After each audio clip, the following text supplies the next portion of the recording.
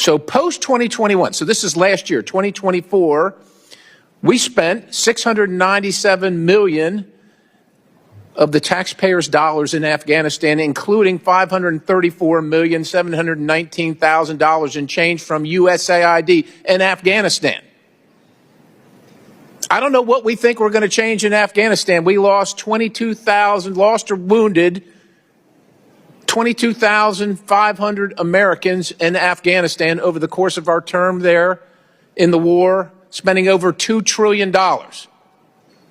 We're just going to keep on spending because somehow we think it's going to get better. And if you're wondering who's in charge of Afghanistan getting the money, and that money I just mentioned, the $697 million is on top of, and is in addition to the weekly to every 10-day shipments in cash of $40 to $80 million.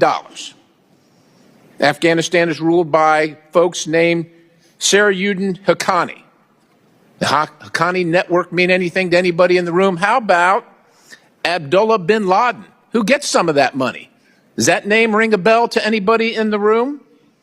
Because your money, $697 million annually, plus the shipments of cash funds madrasas, ISIS, Al-Qaeda, Boko Haram, ISIS Khorasan, terrorist training camps. That's what it's funding.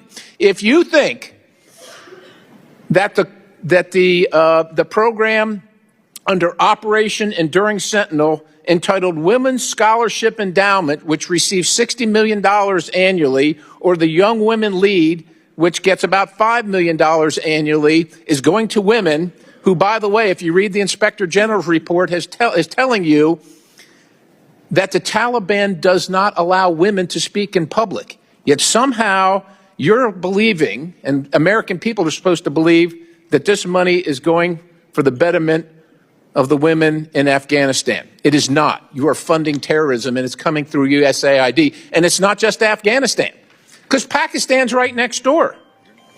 USAID spent $840 million in the last 20 years on Pakistan's education-related program.